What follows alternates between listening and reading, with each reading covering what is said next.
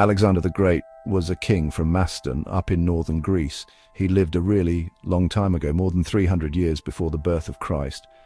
Alexander was, a brilliant military commander. In just over a decade, he led his army from Greece all the way to India.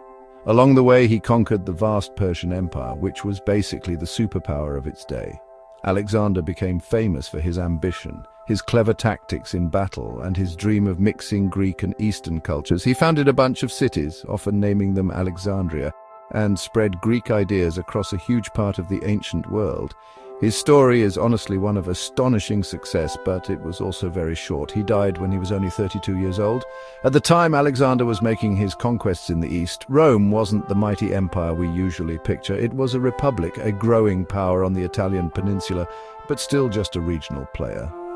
Rome was a tough and resilient city-state, known for its disciplined citizen soldiers and its practical approach to politics and warfare. The Romans had fought many wars against their neighbors, the Samnites, the Etruscans, and various Latin tribes. They were building a reputation for being stubborn and really difficult to defeat permanently. Rome had this unique political system, with elected consuls and a powerful senate, which gave them a certain stability that many kingdoms just didn't have. So why would a conqueror like Alexander, who had just taken over the enormous Persian Empire, even look west towards a place like Rome? Well, the simple answer is ambition. Alexander's desire for conquest seemed to have no limits. After reaching India, his soldiers were tired and wanted to go home, but some ancient writers suggest Alexander was always looking for new worlds to conquer. Rome, along with Carthage in North Africa, represented the next major challenge in the Mediterranean. For a man who believed he was descended from heroes like Achilles, proving his might against every known power would have been a powerful motivation. The wealth of Italy and the control of western sea lanes were also tempting prizes. Alexander's army was the most effective fighting force of its time. Its core was the Macedonian phalanx, a block of soldiers armed with these incredibly long spears called sarissas. These spears were so long that they created a nearly impenetrable wall of sharp points, making it very difficult for enemy infantry to get close. Alongside the phalanx, Alexander had elite cavalry units like the Companion Cavalry, which he often led himself to deliver a decisive blow in battle. He also used skilled archers, slingers, and siege engineers who could take down fortified cities. This combined arms approach, led by a commander of genius, had proven unstoppable against the massive armies of Persia. If Alexander had turned his formidable army towards Italy, the Romans would have faced their greatest challenge yet. How would they have responded? Well, the Romans were not easily intimidated. Their history was filled with stories of near disaster, followed by determined recovery, like when the Gauls sacked Rome in 390 BC. The Roman military system was based on legions of citizen soldiers. These soldiers weren't professionals in the same way as Alexander's veterans, but they were well trained, heavily armored, and fighting for their own homes and land. The Roman legion was actually more flexible than the Macedonian phalanx, able to fight well on rough or hilly terrain, which is pretty common in central Italy. The Roman strategy would likely have been one of defense and attrition. They would have used their knowledge of the local landscape to their advantage, trying to lure Alexander's army into difficult country where the phalanx just couldn't operate effectively. Roman commanders like Quintus Fabius Maximus, who later frustrated Hannibal by avoiding direct battle, showed that Romans understood the value of a war of exhaustion. They would have tried to cut off Alexander's supply lines and harass his forces with smaller, mobile units. The Romans would also rely on their network of allies throughout Italy, calling on them to provide more troops and resources to wear down the invaders over a long campaign. Imagine the decisive battle. Alexander would likely seek a large open plain where his phalanx and cavalry would have the advantage. He would use his classic strategy, pin the enemy center with his infantry, and then use his elite cavalry to smash their flank. The Roman legions, however, were organized into smaller manifolds, which allowed them to maneuver more freely. They might have tried to open gaps in their lines to let the phalanx pass through, and then attack its vulnerable sides and rear.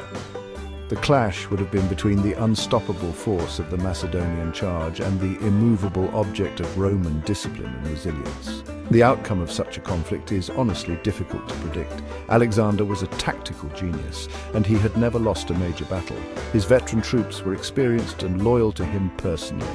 However, the Romans had a seemingly endless supply of manpower and a political system that refused to surrender, even after devastating defeats. They would have viewed Alexander not as a god-king, but as another foreign tyrant to be resisted. A single victory might not have been enough for Alexander to conquer Rome. He would have had to break the Roman will to fight, something that very few in history ever managed to do. If Alexander had succeeded, the history of Europe would have been completely reshaped. Rome would not have become the dominant power in the Mediterranean. Instead, it would have been just another city in a vast Greek-speaking empire stretching from Spain to India. The Roman Republic and its unique contributions to law, government, and engineering might have been lost or just absorbed into Greek culture. There would be no Roman Empire, no Julius Caesar crossing the Rubicon, no Augustus, and no Pax Romana. The foundation of Western civilization as we know it would be fundamentally different, built on a Greek model rather than a Roman one. The languages of Europe would be, well, unrecognizable today. Latin, the language of the Romans, would not have spread across the continent. Instead, Koine Greek, the common Greek spoken in Alexander's empire, would have become the dominant language. The Romance languages, French, Spanish, Italian, Portuguese, and Romanian, would never have developed. English, which has a huge number of words derived from Latin, would also be a very different language. The alphabets, the literature, and the entire linguistic landscape of the West would have followed a Greek path. We might be reading the works of Virgil and Ovid in Greek translations if they existed at all. Culturally, Europe would be Hellenistic. This means that Greek philosophy, art, architecture, and science would have had an even more direct and powerful influence. Thinkers like Aristotle, who was Alexander's own tutor, would have become the undisputed intellectual fathers of the entire continent. The practical, organized, and often brutal Roman way of doing things would have been replaced by the more philosophical and artistic Greek worldview. Our political ideas might be more focused on the Greek concept of the city-state within a larger empire, rather than the Roman idea of a universal republic or citizenship. The very idea of Europe might be different. The Roman Empire created a sense of shared identity in the West, held together by roads, laws, and the common administration. Alexander's empire was more of a personal creation, held together by the strength of its king. It fractured into smaller kingdoms after his death. A Hellenistic Europe might have been a more divided and politically fragmented place, consisting of various Greek-ruled kingdoms constantly vying for power. The unifying force that Rome provided, which later influenced the development of modern European nations, would have been absent from history. Could Alexander have truly conquered Rome? This is, honestly, a favorite question for historians to debate. On one hand, Alexander's military genius and his battle-hardened army were unmatched in his time. He had defeated armies much larger than anything the Romans could have fielded. Many experts believed that in a pitched battle on open ground, Alexander would have won. His combination of the phalanx and heavy cavalry was a formula for success that the Romans had not yet developed a counter for. He was a master of logistics and siege warfare, so taking the city of Rome itself was well within his capabilities. On the other hand, Rome's greatest strength was not its army, but its society. The Romans simply did not know how to quit. Other enemies, like King Pyrrhus of Epirus, who brought his own phalanx and war elephants to Italy a few decades after Alexander's time, won battles against the Romans, but ultimately lost the war.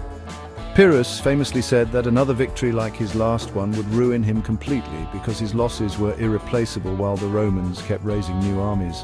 Alexander might have faced the same problem winning battles but being unable to win the long grinding war of attrition that Rome would have forced upon him. This question is so fascinating because it pits two of the most successful and influential cultures of the ancient world directly against each other. It is a clash of ideals as much as armies. Would the brilliant autocratic genius of Alexander have triumphed over the stubborn collective spirit of the Roman Republic?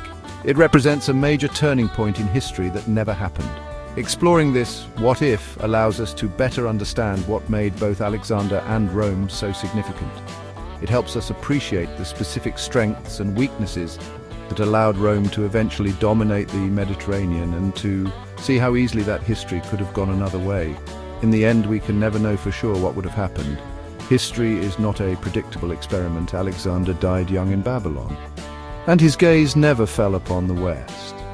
Rome was left to grow, to conquer, and to build an empire that would define the future of Europe for centuries to come. The story of what might have been remains a powerful thought exercise. It reminds us that the world we live in was not inevitable. It was shaped by specific events, by victories and defeats, and by the choices of remarkable individuals who lived long ago.